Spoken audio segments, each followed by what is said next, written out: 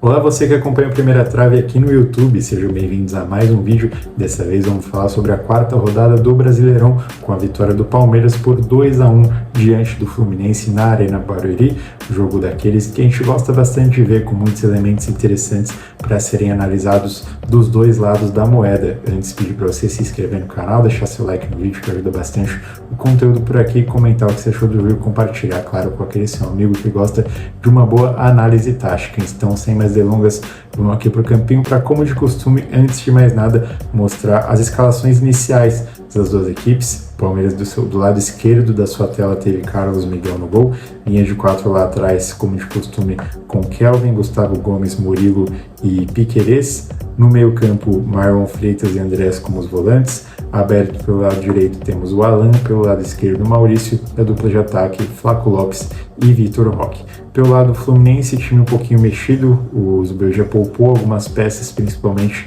para enfrentar o Vasco no jogo de volta da semifinal do Campeonato Carioca, então veio a campo com uma linha defensiva principalmente muito modificada. Para começo de conversa, o Fábio no gol, depois Guga na lateral direita, Ignacio e Freitas com uma dupla de zaga, Guilherme Arana na lateral esquerda, dupla de volantes com Bernal e Martinelli, e um quarteto ofensivo de modo geral de muita mobilidade, sem um camisa 9 clássico de referência.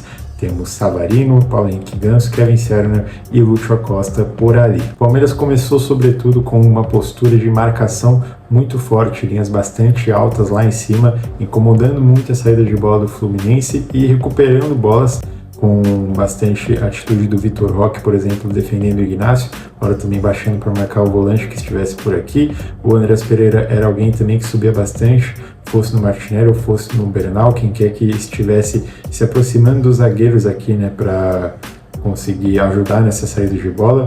O Maurício era alguém também que ora alternava entre acompanhar o Guga e acompanhar o outro volante que estivesse por aqui, né? Então, por exemplo, quando o Bernal estivesse aqui na marcação do Andrés, o Maurício era quem ficava no Martinelli. O Marlon Freitas ficava bastante nessa sobra, hora ou outra também subia para perseguir.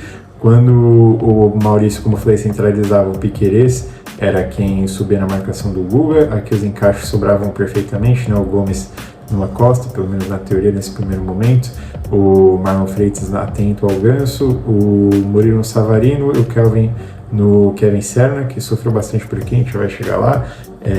Foi uma marcação bastante ajeitada do time do Palmeiras, que conseguiu acompanhar as movimentações do time do Zubeldia, pelo menos nesses primeiros minutos, né, nesse momento inicial do jogo, acompanhou movimentos coordenados e não deixou com que o Fluminense respirasse, escapasse lá na frente. Inclusive é assim que surge o primeiro gol, né, com um erro forçado pelo Andrés Pereira. Vitor Roque sai na cara do gol, acaba sofrendo o pênalti cometido pelo Fábio. Logo na sequência, o segundo gol também, no momento de transição, né? Vale ressaltar que nenhum dos dois gols foram construídos pelo Palmeiras, né? Um foi de um erro forçado lá na frente, com méritos, claro, não desmerecendo o trabalho do Abel. E o outro foi de uma transição que partiu de uma jogada muito interessante, né? Uma associação muito bem feita pelo lado direito, o Alan sai em velocidade lá na frente, deu 2 dribles, contou também com um desvio ali na frente do Fábio para marcar o segundo gol do Palmeiras e abrir o 2-0. Um pouquinho depois disso, a situação descarrilhou para o time do Palmeiras. Essa pressão que antes estava muito bem encaixada acabou afrouxando um pouquinho, as linhas por si só também baixaram, o ritmo diminuiu, que é natural por conta da questão física com o passar dos minutos da partida, mas isso fez o Fluminense, permitiu que o Fluminense crescesse no jogo, principalmente com um ataque de bastante mobilidade, e não só no campo de ataque em si, mas também no momento de transição da defesa para o ataque. O time do Palmeiras não conseguiu acompanhar, teve alguns destaques individuais ali na marcação, como o próprio Vitor Roque individualmente tem uma leitura muito boa de momentos que ele consegue saltar e forçar erros, principalmente do Ignacio, zagueiro do Fluminense, mas de modo geral o sistema defensivo sofreu muito na recomposição. Os volantes ficaram bastante expostos, tanto o Marlon Freitas quanto o Andrés Pereira, tanto coletivamente quanto individualmente também, em muitos momentos que eles estavam encaixados na marcação de jogadores adversários e poderiam tomar atitudes, né, ações defensivas para interromper, de repente, passes que fizeram o time progredir. Eles não o fizeram, acompanharam até que bem em alguns momentos, mas faltou realmente aquela pressão, aquele cacuete, aquele instinto, por assim dizer, a grosso modo, não sei nem se é o termo certo de se usar nesse caso, mas atitudes no geral de marcação que poderiam ser determinantes para impedir que o Fluminense crescesse na partida, mas o Fluminense também cresceu com muitos méritos, claro, e como eu falei, por conta desse ataque de muita mobilidade. Você não tendo camisa 9 de referência, né? Você tendo o Acosta por aqui junto com o Ganso, você tendo o Savarino pelo lado direito, o Serna pelo lado esquerdo, ninguém é de ficar muito fixo na posição, tirando talvez o próprio Serna, mas ele mesmo, inclusive, se entendeu muito bem com o Arana nos momentos que o Guilherme Arana subia por aqui. Claro que o Alan ajudava bastante, o Maurício ajudava bastante também, mas o fato de você ter jogadores vindo de trás frequentemente e uma alternância constante de posicionamento confunde de fato a marcação, e foi o caso. Isso foi determinante para o Fluminense melhorar no jogo. Inclusive, em alguns momentos, o próprio Ganso se juntava a esse agrupamento de jogadores e causava volume, fosse pelo lado esquerdo em alguns momentos ou pelo lado direito em outros momentos também. E o Lúcio Acosta era esse cara que tinha bastante liberdade para circular por essa intermediária, hora ou outra baixar também para receber a bola.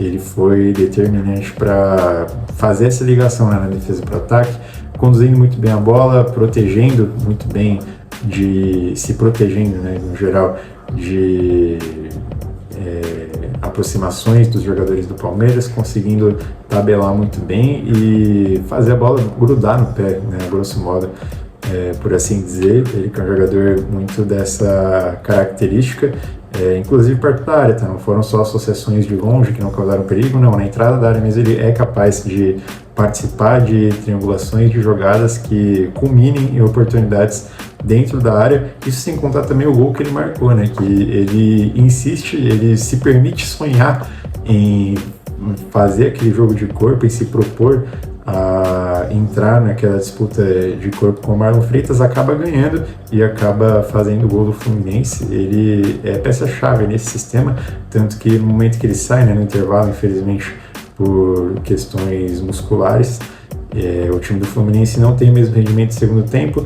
Claro que também tem uma questão física de ritmo de jogo nessa somatória como um todo, mas entre o Soteldo, né, no lugar dele, o Soteldo é um cara mais de guardar a posição mesmo pelo lado esquerdo, como aquele ponta tradicional. O Serna acaba centralizando. O Serna não vai mal no jogo, eu acho que o Serna faz uma boa partida, mas de fato você não tem essa característica de se movimentar tanto, não está tão acostumado a esse papel quanto o próprio Lúcio Acosta estava e quanto o Fluminense no geral, creio eu, estava adaptado, estava treinado para jogar assim, e poderia muito bem ter saído com um resultado melhor da partida caso jogasse o segundo tempo com o Acosta em campo. Isso sem contar também a entrada do Otávio no lugar do Bernal durante o primeiro tempo, que ele foi volante por volante. Infelizmente também o Bernal teve um problema no joelho.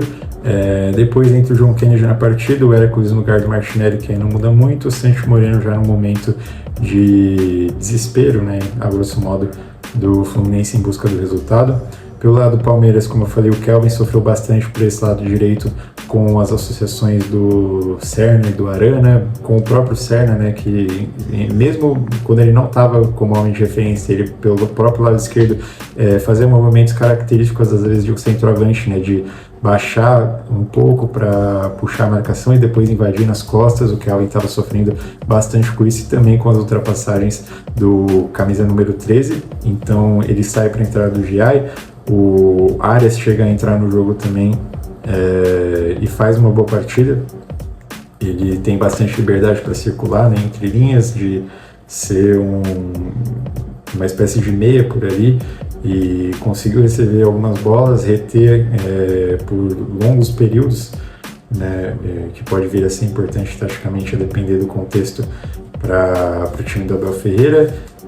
Não foi de fato como era de se esperar por conta da presença do Alan por ali, um jogador aberto pela direita como ele era no próprio Fluminense, mas ele tendo essa liberdade no entorno da área e sendo participativo, ele, por característica, a tendência é que consiga funcionar muito bem, mesmo não no habitat natural acho que dá para dizer assim. O Lucas Evangelista chega a entrar no jogo também, e entre ele, o Marlon Freitas e o Andreas Pereira, ele é o jogador que com a melhor capacidade de marcação, por mais que também não seja um camisa 5 de ofício. E também não vou dizer que é um veredito que essa dupla de meio-campistas não vai dar certo, que vai sempre ficar exposta da forma como chegou a ficar no jogo dessa quarta-feira, mas é uma questão para ficar de olho no decorrer da temporada. Não sei se o Abel mexeria no time, né, porque são duas contratações de peso, tanto o Andrés quanto o Marlon Freitas, e no ataque também tem jogadores que são tratados quase como insubstituíveis. Vai ser uma saga interessante de se acompanhar aí para a sequência do ano. Entrou também o Ramon Sousa, mais como jogador centralizado, e o Felipe Anderson depois para ajudar na marcação, ele que tem isso como característica bastante forte. Como eu falei, no geral foi um jogo que chegou a ficar bastante aberto. O Palmeiras teve a oportunidade de matar o jogo, mandou ali 3 ou 4 bolas na trave, se somar, não lembro a certa quantidade, talvez até mais.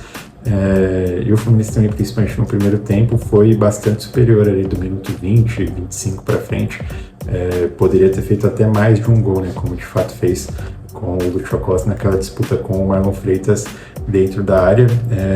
De modo geral, um jogo de alto nível, que condiz, né, com as duas equipes, com os dois elencos, com os trabalhos tanto do Abel quanto do Zubeldia, que tem crescido bastante no Fluminense. Tá falado? Deixe nos comentários o que você achou da partida, se você gostou, se você concorda ou discorda de algum ponto aqui da análise. Vamos trocar essa ideia por aqui, certo?